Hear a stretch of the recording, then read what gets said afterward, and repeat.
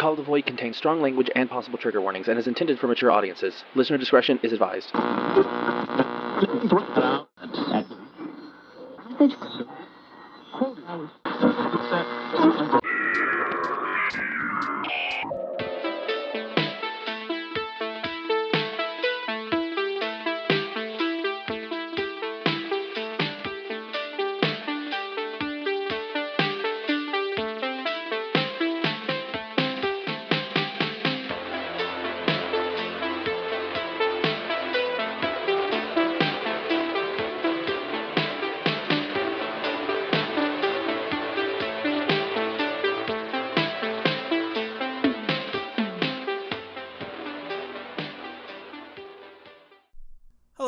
I'm Daekon.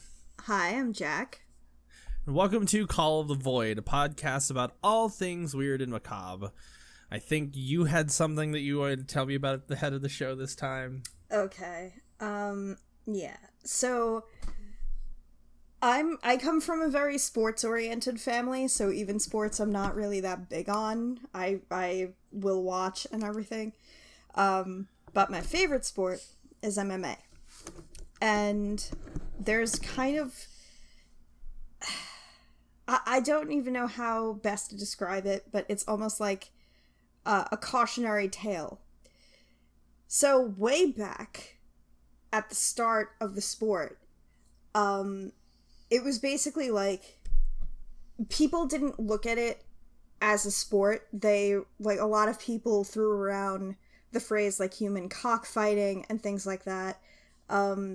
Joe Rogan said once that it was basically like if you told people that you were like that you worked in any sort of capacity with the sport, it was basically like telling somebody you did porn. Yeah. So yeah, which, you know, people gotta make a living, guys. But that's beside the point. But anyway, yeah, so there was this guy by the name of Rafael Torre. And he had a 14-0 record. He was a black belt in Brazilian Jiu-Jitsu, which was super impressive because at the time, like, Brazilian Jiu-Jitsu wasn't, you know, like there were very, very few black belts in the world at that point in time, you know, and he was a practitioner of a type of jiu-jitsu referred to as Tori jiu-jitsu that his father had come up with, which isn't unheard of. Like, the most prominent family in Brazilian jiu-jitsu are the Gracies, and they have Gracie jiu-jitsu. Like, you come up with your own way of working things within the martial art, and that's basically where he came from. He was ex-military, I believe, ex-Navy SEAL or whatever, and he was very well beloved by basically everybody. At the time, you know, very little was on film, and a lot of it you had to go to the internet and read articles about events that had happened, and Rafael Torre had become kind of like big online in the journalism scene for the sport. So like if Rafael Torre wrote about your fight, that was a huge deal. Like, oh wow, like what an honor that this guy paid attention to what it is I'm doing. And you know, it was really a brotherhood at the time because, like I said, like a lot of people looked down at MMA fighters. And it was very, very, very hard to get anybody to take them seriously. So, at one point, now, Rafael Torre had, at this point, retired, like he wasn't fighting anymore. Mm-hmm. But, I don't remember if he had done commentary or what the deal was. But this one promotion, I believe it was King of the Cage, if I'm not mistaken, he told one of the head people there that he was thinking about coming out of retirement because one of his former students, he had heard that one of his former students had been running his mouth and saying shit about him, so he wanted to kind of put the rivalry to rest. So they jumped at that chance, like, holy shit, like, you know, Raphael Torre is going to come out of retirement for this. So they played video of his training for it. Mm-hmm. And something was a little weird. It was a little off. The way that he threw his kicks, just, let me put it this way. You're not remotely a sports fan, let alone a combat sports fan, correct? Nope. Yeah. You would be able to look at that and just feel like something was wrong. So during the fight, things got even weirder, because he tapped out his opponent, this former student of his, with a knee bar that you don't even have to look closely. It wasn't locked in, and the guy started tapping. Very, like, and people didn't want to question, because everybody loved Raphael Torre, but it was fairly obvious that this was staged. Yeah. And the promoters for King of the Cage were understandably very pissed off, you know. But, yeah, after that, people started to kind of question his authenticity, and Raphael Torre fell off the grid. So, there's this, it's an 8-minute long documentary called Fighting in Plain Sight, but the people that did the documentary are looking to make a full-length documentary for it, which I really hope that they get around to doing. Last time I checked, they're still pursuing it. But yeah. One of the people who's making the documentary was one of the few videographers at the time around the sport, and he was filming a documentary about the sport at the time, and Raphael Torre was one of the people in it. So he comes around these guys again, like, a few years later or something. Excuse me. And he's like, hey, has anybody heard from Raphael? Like, whatever happened to him after King of the Cage? And somebody says to him, oh, you didn't hear? He lied about everything. He was not this person that he claimed to be. What? Yep. And then people started to really think about a lot of shit. Such as, one of my favorite Raphael Torre stories was, have you ever heard of a movie called Bloodsport? Not offhand, no. Okay, so it was a Van Damme movie. I don't remember if it was supposed to be a real guy. I think so, but I'm not 100% sure. But I watched Bloodsport all the time when I was a kid. But it's about this tournament called Kumite. And one of my favorite Raphael Torre stories was that he asked a friend of his to drop him off, like, deep in the woods somewhere, because he was going to fight in this underground Kumite tournament. And he's like, yeah, you know, pick me up tomorrow or whatever. And he had this giant ass duffel bag with him.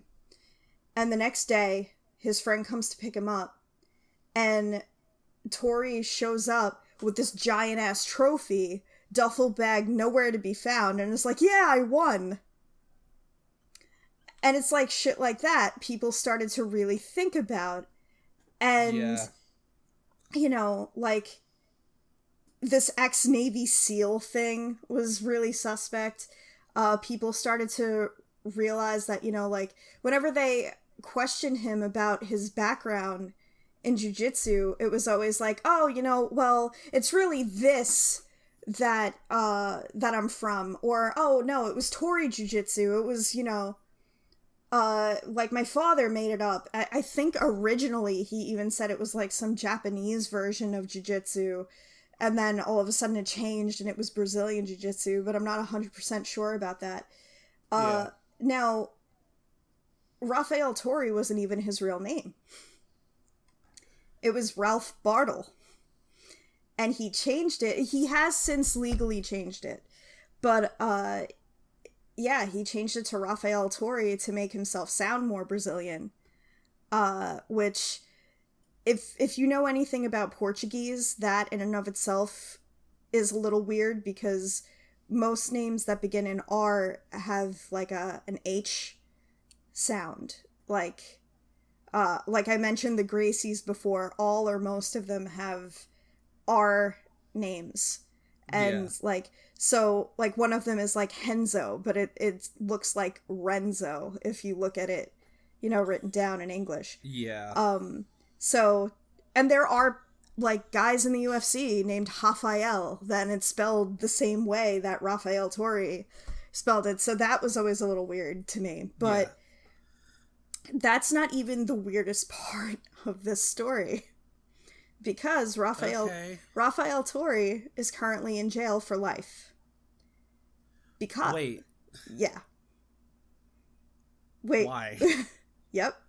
So after this little stunt that he pulled, because the thing about him is that he could not, it wasn't enough for him to be around these fighters. It wasn't enough for him to be kind of beloved by these people, to be a prominent writer in the field. He had to be a part of the spotlight. Which is why he staged that bullshit thing against his quote-unquote former student. And after that, he met this woman and fell in love with her. Oh, no. Problem was, she was married. Oh, no. And so they're having an affair, and one or both of them come up with this idea to murder her husband for life insurance. And initially, they decide that they're going to hire this guy who, I don't remember if he was a UFC fighter at the time, but he at some point was a UFC fighter, ex-military. He actually was ex-military, this guy. And they were going to pay him $10,000 to kill this guy. And he was like, what are you talking about? No, I'm not going to do that. So then... Reasonable response. Yeah. So then... Even more reasonable would be like, hey, police? Yeah, so... So then... Raphael Tori decides, I'm going to do it. There's a type of choke called a rear naked choke, and I don't know how to properly explain it, but it's basically like, have you ever seen somebody put their arms around somebody's neck and kind of lock it in? That's basically what it is. That's a very, very, very rudimentary way of explaining it. So he chokes this guy out and kills him, and obviously gets caught. Yeah. And then tries to say, now there's this former UFC fighter who then testifies no, this guy offered to pay me to kill this dude. This was not, but during the trial, he admitted to killing him, but said that it was in self-defense because he found out about the affair and tried to kill him. Meanwhile, he invited this guy to this gym and then just choked him and killed him. Yeah. All of it, the downfall, everything, murdering this guy, all of this would have and could have been avoided had he not done that stupid-ass stage act in the first place. Oh, God. Yeah.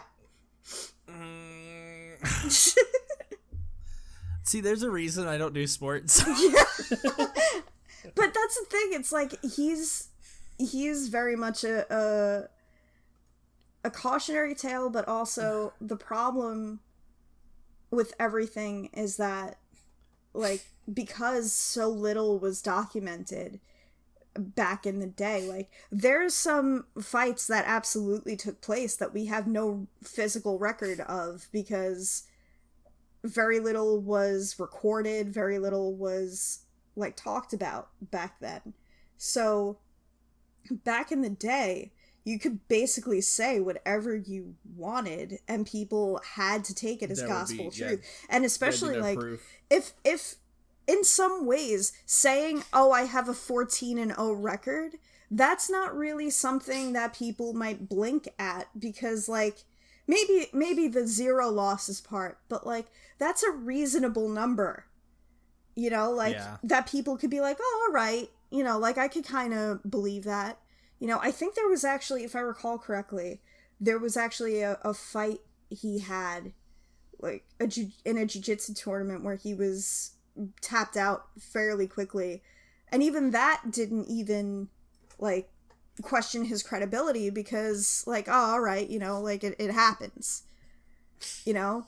But it's just, like, one of my favorite things that cracks me up every time, and I don't remember the guy's name now, it escapes me, but there's this, like, old MMA event where this guy walked in and said that his record was 250-0. Like, and back in the day, like, as ridiculous as that is, there was no way to properly check that. Yeah. Like, everybody Jesus knew. Christ. Everybody knew that was a lie, but, like, you can't check that. So, like, all right, we gotta take you at your word. What gets me, though, is, oh, hey, buddy, here, I can pay you some money to kill this dude. Oh, but it was self-defense, though. Yeah. I was gonna pay to have him kill him in self-defense. Like, that doesn't work. You want to know something funny? I mentioned Joe Rogan before. Yeah. The guy, the UFC fighter, called Joe Rogan to be like, do you want to know what crazy bullshit just happened? The guy's phone was apparently tapped. Or, like, not even what crazy bullshit just happened, but the guy's phone was tapped because they, like, suspected Raphael or something like that. Yeah. So then, like, after the fact, like, Raphael Torre had already been caught and everything, like, the feds or whoever was doing the investigation get in touch with Joe Rogan and they're like, so what do you know about all of this? And he's like, I barely know anything, but I'm gonna tell you everything I know, and this is just really weird. Holy shit. Yeah, like, this is one of the craziest stories I've ever heard, and it's just, like... It's ridiculous. It's absolutely ridiculous, and it's one of those things that, like, had he not decided to put himself front and center, and really, really out himself as a fraud... Who knows? He might still be a prominent figure. Like, I'm sure, like, there have been people, and I've heard of people who thought he was full of shit back in the day anyway, but generally speaking, most people revered him. So, who knows? He might have been outed as a fraud at some point, but he might still be some prominent writer nowadays had he not done that. Jesus Christ. Yep. Wow. Yep. What a roller coaster. Exactly. Oh, jeez. The first time I heard that story, my jaw was on my desk. I could not believe what I was hearing. Yeah, I've been sitting here for, like, the past, I don't know how long, being like, what the fuck? Exactly. The Kumite story gets me every time, though. I won! Here's my trophy. Oh, God. Anyway, yeah. Do you want to hear about what I brought to the table I this absolutely week? do. Give me that palate cleanser. Okay. Have you ever heard of the time cube? I think I might have heard the term once. No idea what it is.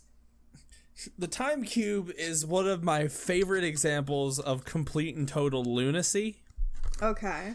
On the planet. It is everything about this story from start to finish is completely and totally crazy.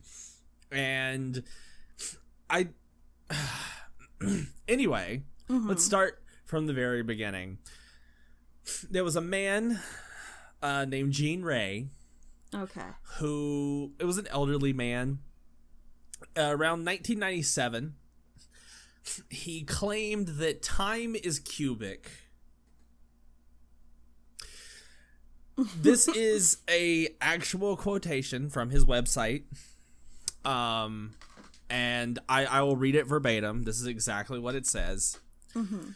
When the sun shines upon the earth, two major time points are created on opposite sides of the earth, known as midday and midnight. Where the two major time forces join, synergy creates two new minor time points we recognize as sunup and sundown. The four equidistant time points can be considered as time square imprinted on the circle of Earth. In a single rotation of the Earth's sphere, each time corner point rotates through the other three corner time points, thus creating 16 corners, 96 hours, and 4 simultaneous 24-hour days within a single rotation of the Earth, equated to a higher order of life time cube. Now, I know that sounds completely and totally insane. That sounds like the writers of Rent, had a Coke party, and that was their first draft.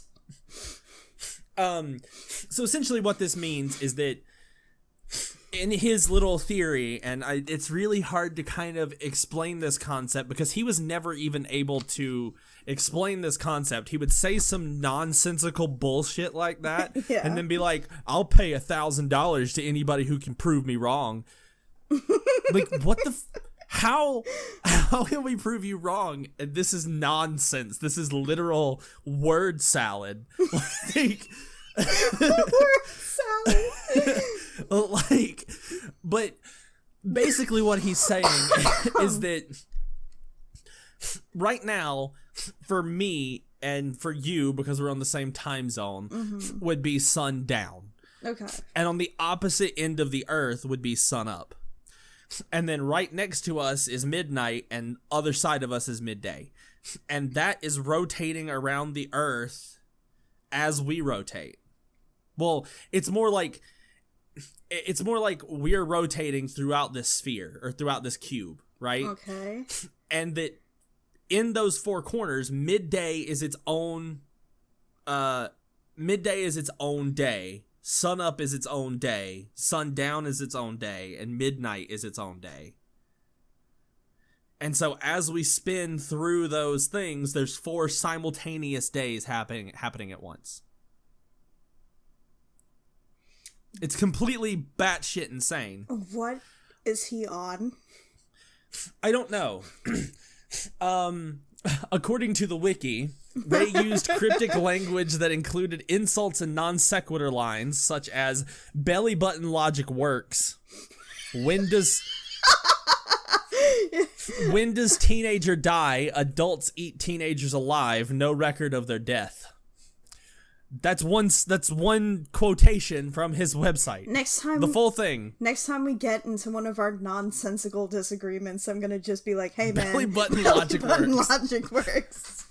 The narrative weaved in and out of his metaphysical ideas with numerous unique digressions. In one paragraph, he claimed that because his own wisdom so antiquates known knowledge, which, by the way, I would like to point out that that's basically saying that his own wisdom is older than all of known knowledge in existence.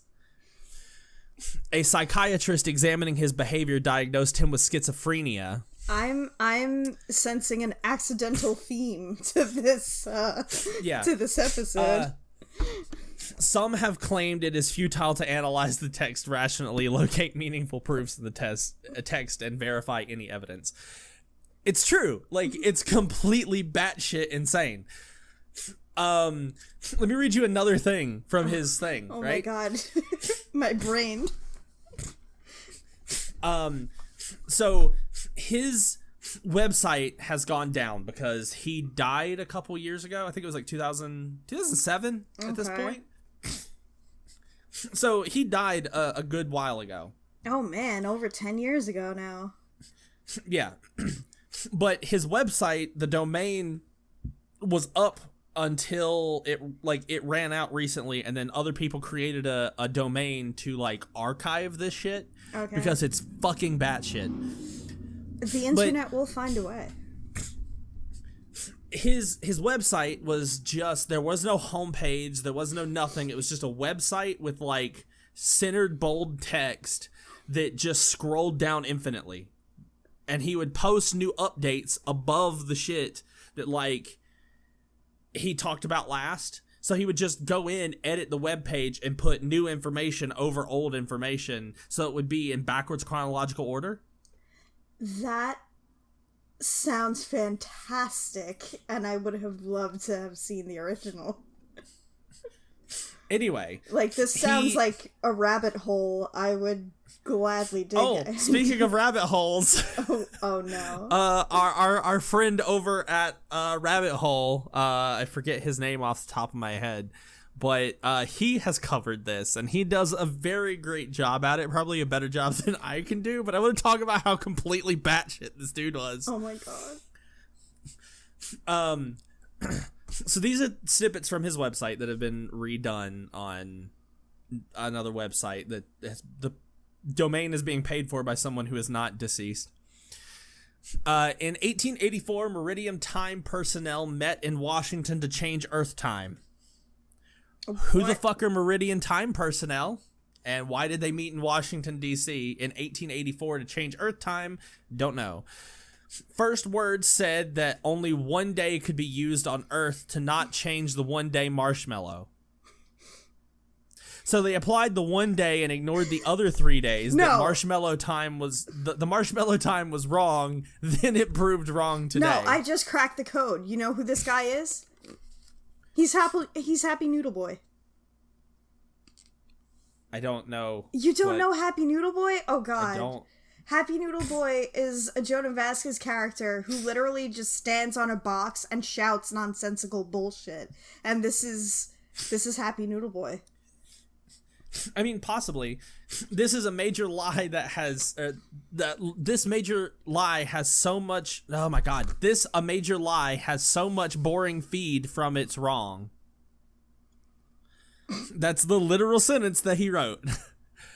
No man on Earth has no belly button. It proves every believer on Earth a liar. Can't.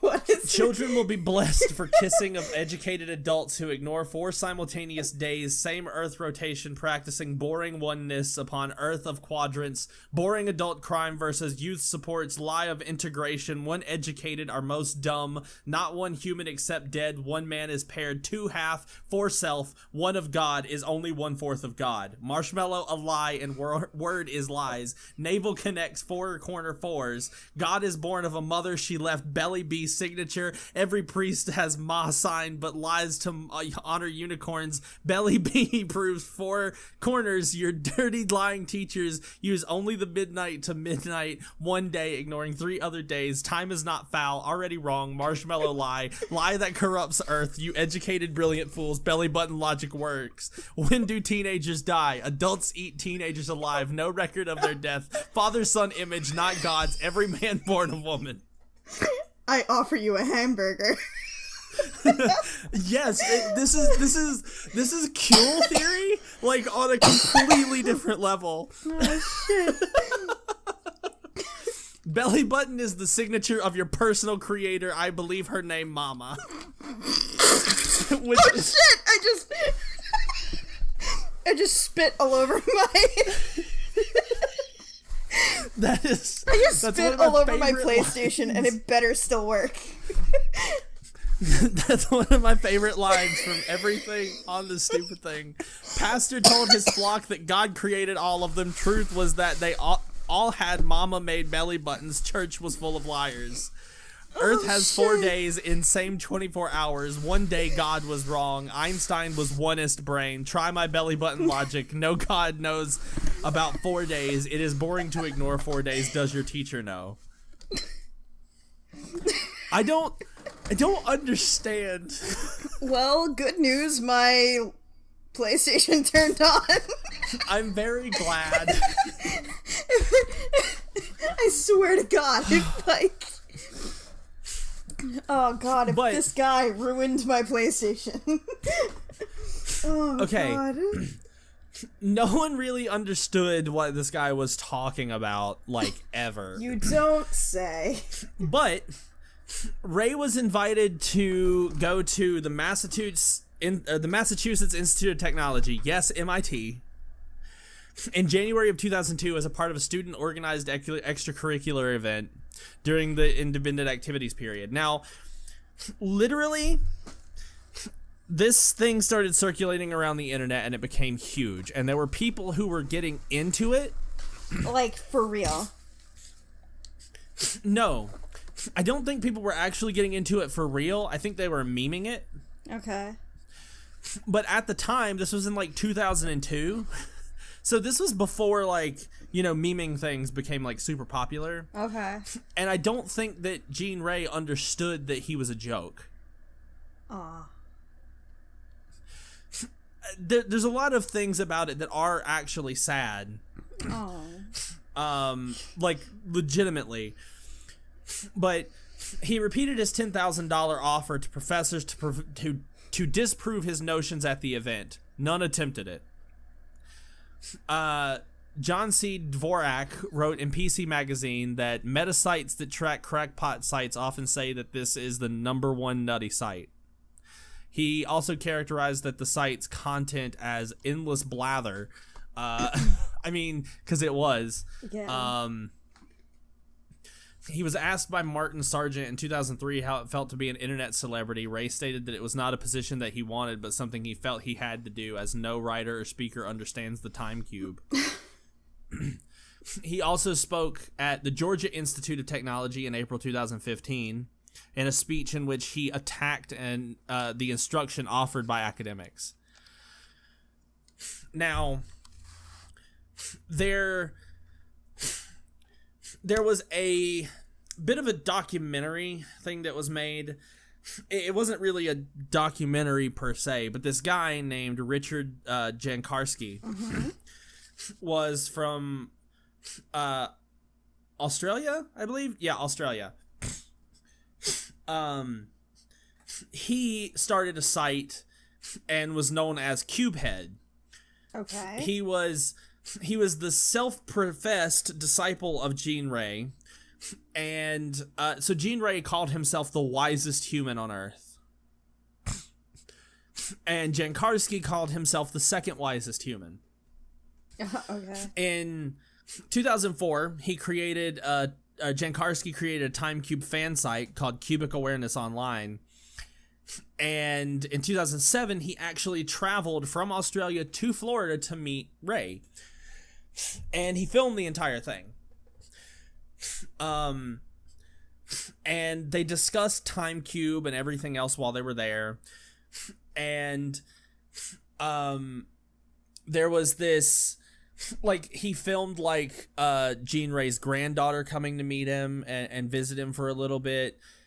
I mean, it's like really sad because he believes all this stuff and is going on this rant and everything else, but like you see his granddaughter there and she's like visibly uncomfortable, but she, you know, you get the feeling that she's going to visit him out of necessity rather than wanting to go. There was talk that he had like great grandchildren that weren't allowed to see him because he was like out of his mind. Yeah. I mean, it was that kind of thing that, like, anyway, I mean, the story is, you know, rather sad because he kept on with this and he basically like isolated himself from basically all of his family and everyone around him And he became like this laughing stock online, and people were inviting him to these events to talk on his theory, his time cube theory, only because he was a laughing stock. Yeah. And well, anyway, Jan Karski and him, while they were there, they seemed to kind of get along. But afterwards, after Jan Karski left and went back to Australia, they had several disagreements. Okay. Ray ended up denouncing Jan Karski on his website, being like, don't believe cubic awareness online, don't talk to any of that, he doesn't know what he's talking about, he's completely wrong and misinterprets everything that I've said and blah blah blah. And after that, because of that, and because of this person who Jan Karski looked up to as a hero and was like, believed all of his bullshit that he was spouting, Jan Karski took his life. Are you kidding me? Oh my God. Yeah, Jan Karski killed himself, leaving literally the only person on Earth who was like, into the whole time cube thing and took it seriously, to be Gene. After, trying to still put this idea out there, and everybody at that point just flat out at this point just being like, yeah, we never bought it, we don't believe it, you're stupid kind of thing. He kind of he kept posting on his site up until his death. And yeah, I mean, just the entire the site itself is completely and totally crazy. I mean, again, if you were to look this up for yourself, and anybody out there, I super encourage you to look it up for yourself, or to watch the rabbit hole episode on it if you kind of want a more concise. Yeah, I'm definitely gonna look up some of this myself. But time cube, I don't know, it's a theory that I don't know, I understand what he was going for, but it's insane. How anybody could believe this is insane to me. And then to go on and be like, oh, this is a conspiracy by the government to not teach you what you need to know, and that there's 4 simultaneous 24-hour days occurring within a single rotation of Earth, and all this other stuff, that doesn't make any sense at all. And I don't know how, where he came up with this, where he got that from at all. I mean, yeah, regardless of how you feel about conspiracy theories and everything like that, some of them, even if I don't buy into it, and even if I don't think the theory itself makes sense, some of them absolutely make sense why some people would buy into it. Yeah. Because, there's this big, massive cover-up, and there's a reason why, Big Brother, the government, the Illuminati, whoever the fuck, would lie to you about it. But certain things, flat Earth, for example, what would be the point? Why, what would be the point about lying? In lying? Yeah. In lying about that. And this is that kind of thing. Let's, for argument's sake, and I'm gonna do a thing right now that, my brother Reaper, I think I've mentioned him once before already, he fucking hates it when I do this, and I'm about to do it to you. Whenever we hear something crazy like this, I look at him and I always say, but what if the guy was right, and we're the ones that are crazy? Let's say that that's the case. For argument's sake, let's say, for right now, that my little joke that I do is actually true in this guy's case. If this is all true, and there are 4 simultaneous 24-hour days going on at the same time, how does that impact your life or my life or anybody else's life any differently? I mean, you know what I mean? What would be the reason to lie about all of that? Yeah, again, my only thing would be, it would be super difficult to denote time if the way that he went through, because I mean, time is a human concept. It absolutely is. It's a thing that we created as a thing, and if that's how he understands time, then great, wonderful. But do you know how difficult it would have to be to like denote time in 4 like 24-hour day cycles? Yeah. Like, I don't know. Like, there's so much about it. Like, again, he asserted various things about opposites throughout the site's contents. This he represented as the concept of antipodes. Ostensibly points on opposite sides of the earth, like the poles, and the wider concept is also repeatedly referred to as binary, which he asserted as a superior to oneness or singularity. He extended the idea to mathematics, asserting that positive and negative numbers were opposite. Hence, -1 times -1 does not equal +1, as mathematics clearly shows, but -1, but it equals -1. Because if you multiply 2 negatives in his thing, it would just equal a negative. Because a -1 is literally just the opposite of a +1.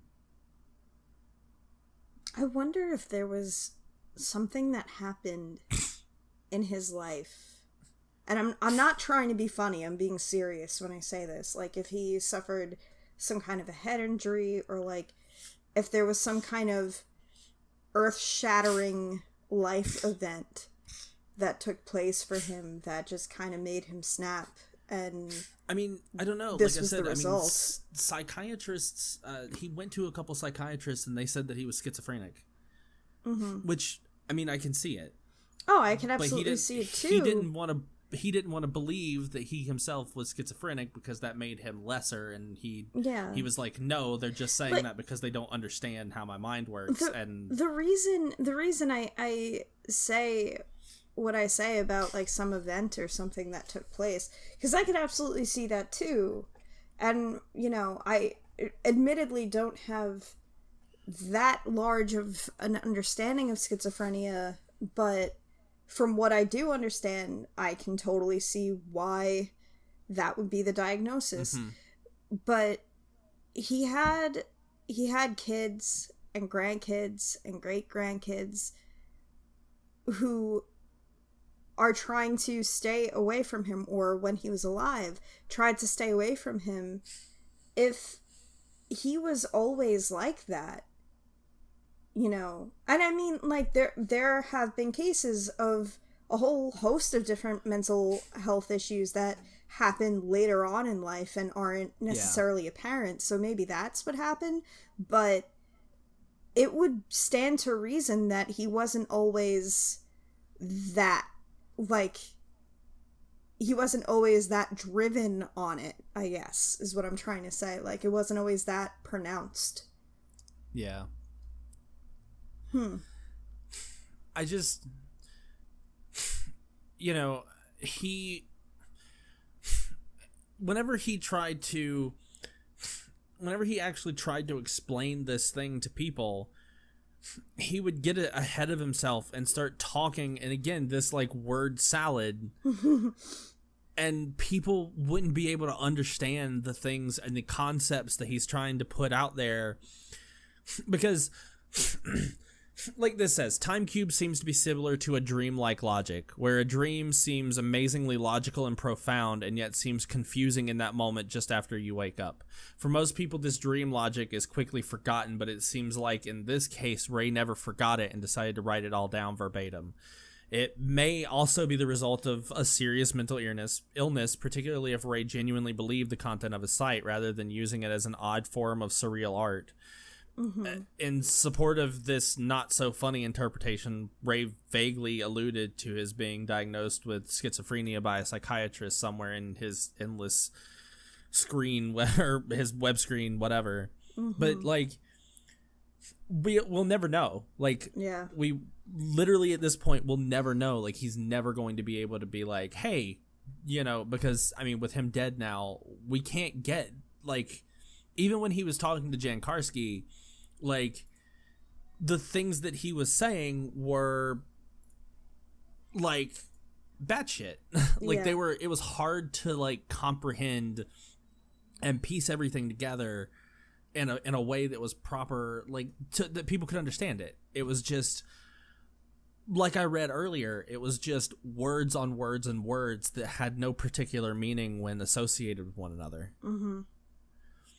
And yeah, I mean, we'll literally never know what Time Cube actually meant or anything else about it. Like, it's just this strange concept. It's this strange internet thing that exists. That is insane. Yeah. But now you know about the Time Cube, and I very much encourage you and anybody out there listening to, again, look up any information about Time Cube. I definitely try and parse will. it for yourself. Again, there is a Down the Rabbit Hole episode on it. I very highly recommend it because it's very concise and there's a lot of research put into it. And again, like he's able to actually parse things together a lot better than I am. But I think even he said in his video that, like, yeah, this took a really long time because it's so hard to understand. Yeah.